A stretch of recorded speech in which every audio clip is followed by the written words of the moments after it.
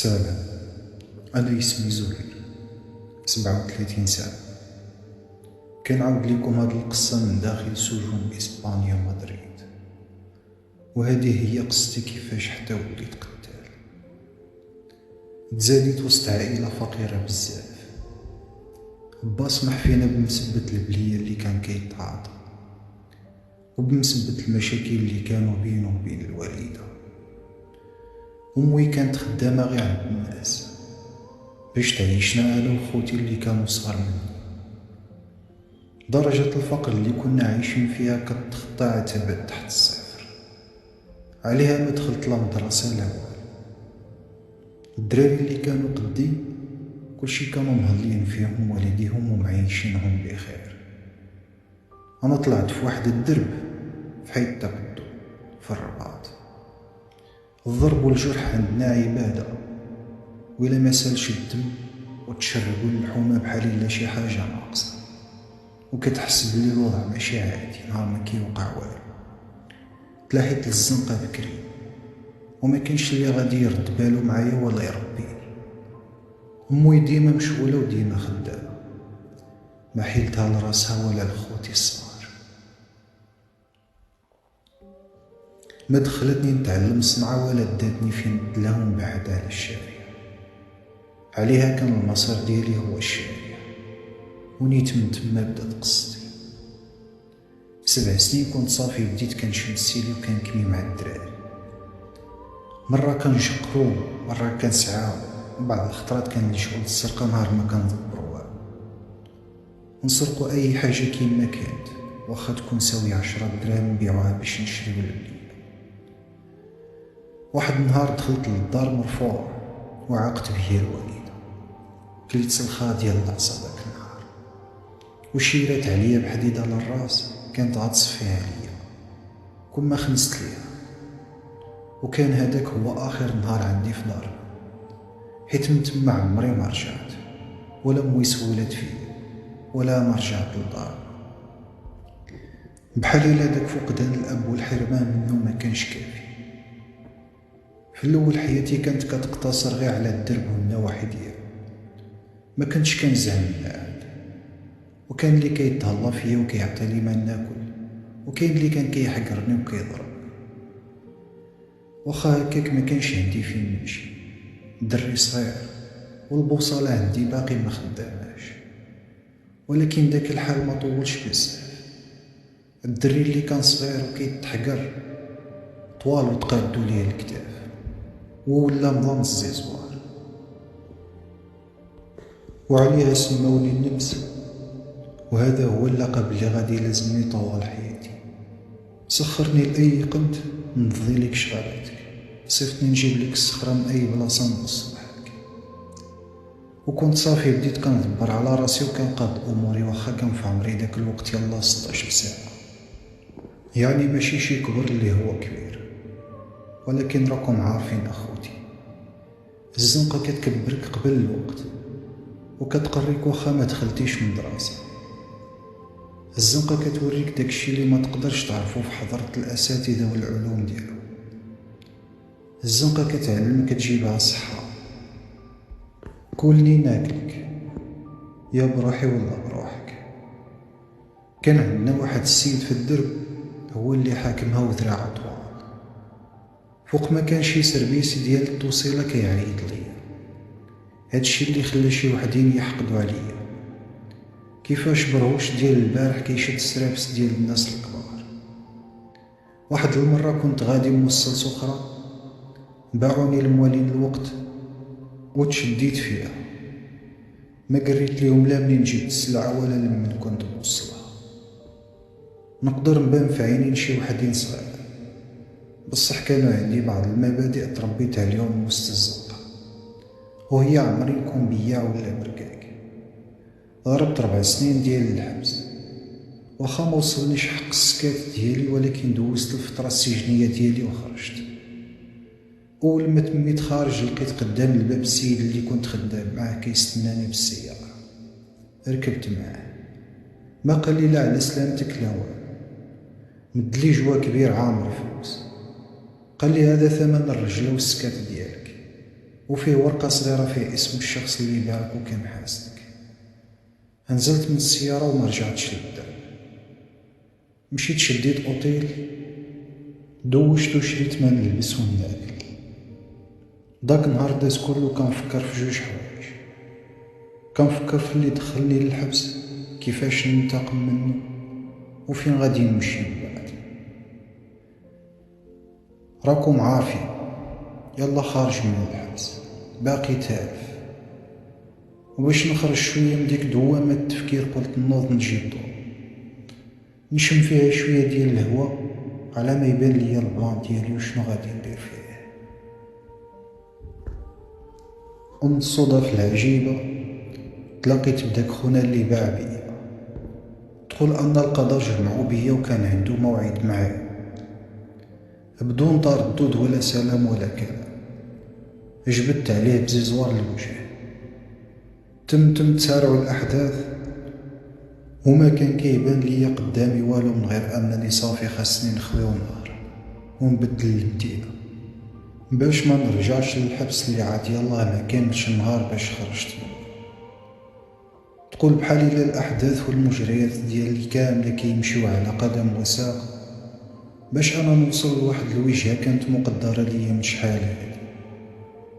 رجعت للأوتيل، هزيت الفلوس ومشيت للمحطة وقلت نركب أي كار غادي يخرج في داك الوقت. ومن زهري ديك الوقيته لقيت الكار ديال طنجة هو اللي غادي، وركبت فيه بلا ما نقطع ولا نسول واش كاينه شي بلاصه. هربت، ويا ريتني لو كان ما هربتش. يا ريتني كون بقيت ندوز الحبس ولا نتبع الطريق اللي داتني المسار والحياة وحدة أخرى. أول ما نزلت في مدينة طنجة ما قديت لا نشد أوتيل ولا نكري دار، حيت عارف بلي راني روشيرشي وتصدرات في حقي مذكرة بحث وطنية، وكان المصير ديالي مرة أخرى هو الشارع. واخا عندي ديك البركة اللي خديت من عند داك السيد وقادرة توفر ليا الماكلة لوقت طويل وتأمل ليا الاحتياجات ديالي، بقيت خايف لا نتشد في شي حملة، حيت ما تحملتش فكرة أنني نرجع للحبس وأنا يلا خارج منه. ما لقيتش شي بلاصة نمشي ليها من غير أنني نمشي لواحد الباركين كيبان ليا قريب. من بعد ما نزلت من المحطة وتميت غادي على رجلي، هو اللي بان ليا قدام عيني. قلت نشرب واحد جوج حبات نتبت بيهم الدماغ ونفكر شنو ندير. وانا جالس حدايا واحد السيد كيبان كلاس. في الاول ما شركناش الهضره، السربا يسربا عليا، ضربت الحبه الاولى وبقيت ساهي في راسي وفي حياتي، حتى كنحس بيد كتمتد لكتفي وكنسمع خويا عندك شي بريكه. هاد الكلمه هادي ديال خويا واش عندك شي بريكه لحد الان صداها كيتكرر في ودني. كيفاش الحديث عابر وسط البحر يقدر يبدل ليك مسار الحياة. كيفاش المجرد أن إنسان نسى ما جابش بريكة معاه تخليك تولي قتال. ملي قلت ليه ما عنديش تحرك فيا داك الفيس ديال الصخر، نصت بدون وعي. خرجت بالزربة، مشيت لأقرب حانوت شريت بريكة ورجعت وجبتها للسيد وحطيتها ليه فوق الطبلة. بقى كيشوف فيا وضحك وقال لي خفيف مع راسك. ضحكت. دازت واحد الفترة ديال الصمت ورجعت سهيت في الفعالة ديالي، حتى كنحس مرة أخرى بيد كتمتد عندي وقال لي واش كيتكلم. خديت من عنده كارو وقلت ليه لا يعرفو، حتى كنلقى داك السيد كيشير للسرباي أنه يسربي عليا. واخا حاولت نرفض ولكن أصر عليا. ما كنتش ناوي نسكر باش ما نرتكبش شي هفوة ونتشد، وانا نقول ليه بلي يالله جيت نازل بالنصف وجديد على المدينة، باقي خاص نقلب على فين نبات، وإلا سكرت ما غاديش نلقى ولا غادي نعرف كيفاش نتصرف. هو يقول لي غير شرب وما تهز له الملوان. في الاول ما نكذبش عليكم، نكريت منه، واخا انا نيتي حسنه ملي تسخرت ليه، لكن بقيت منوي من جهته، واخا هكاك بقيت حاضي معاه، حيت الدرب اللي كبرت فيه والحبس اللي دوزت علموني بلي ما كايناش شي حاجة بدون مقابل. الجلسة اللي كنت ناوي نريح فيها نص ساعة ونمشي بحالي ولات 5 ديال الساعات. شلا ما هضرنا فيها انا وداك السيد، وعاودت ليه على بعض الأجزاء من حياتي، كيفاش وفين كبرت والصغر ديالي كيف دوزت. عاودت ليه شوية على الطرائف والصعاب والمحن اللي دزت منهم في حياتي، لكن ما قلت ليه لا كنت كنوصل سلعة ولا توزت حبس. بحركة من يدو شير للسرباي يجي عندي، هو يقول لي قل لعماد يعطيه بيت فين يبات. أنا ما فهمت والو، من غير كلمة السرباي اللي جاوبه بكلمة واخا أسيدي، وناضو مشى بحال. جا عندي واحد الدري قال لي تبعني، تبعتو لقيت بلي عندهم شقق في نفس المبنى السكني. وحنا طالعين في الأسانسير سولت عماد وقلت لي خويا عماد واخا نسولك، شكون داك السيد اللي ريح جنبي وكيفاش حتى يعطيني بيت بلا مقابل؟ وهو يجاوبني وكيضحك، قال لي هذاك هو مول البار، وهو مول هاد المبنى السكني وصاحب مشاريع كثيرة. سكت شوية هو يقول لي راه من نادر يتعامل مع شي واحد بهاد الطريقة وباين عندك الصبر. المهم دخلت للبيت اللي تعطالي ونعست، وما فقت حتى فات العصر. نضت دوشت وخرجت نفطر في قهوة. داك النهار داز عادي، وفاش وصل الليل رجعت للبار باش نشرب شي 2 حبات.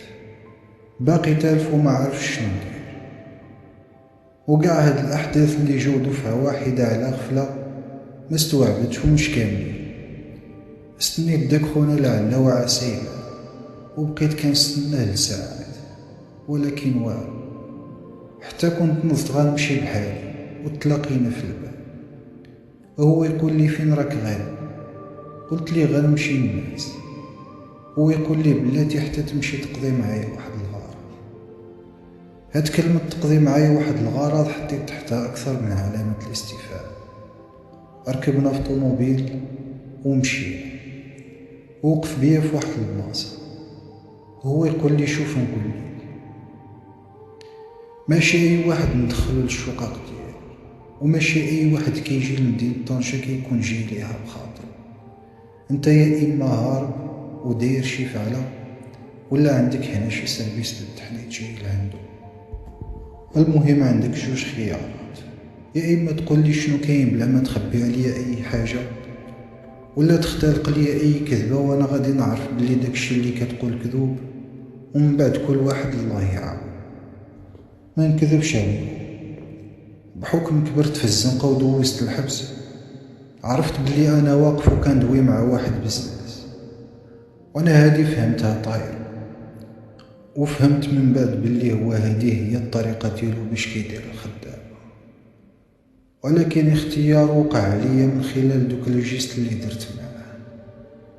فما كانش عندي شي خيار من غير أنني نقر ليه بجميع التفاصيل عليا، حيت ما كان عندي ما نخسر. عاودت ليه من نهار خرجت من الدار إلى يوم حطيت فيه رجلي في مدينة طنجة. قاع داك الوقت اللي كنت كنعاود ليه فيه هاد الحوايج هو كان بقى ساكت. صبح علينا الصباح وما قال لي والو. ديما الطوموبيل وصلني فين عطاني نسكن، كان فيا الموت ديال الناس. طحت كا وما فقت حتى 10 ديال الليل. يلا جيت نخرج وانا نسمع دقان في باب ديال الشوق. فتحت الباب لقيت عماد، دخلتو لقيت جايب معاه واحد التليفون جديد فيه نمرة. قال لي هذا جاك من عند الباطرون. ما طولش معايا بزاف ومشى بحال. انا داك التليفون شحال بقيت كنستنى باش يوصلني، حيت كانت فيه نمرة وحدة مسجلة ومكتوب فيها اسم الموكل.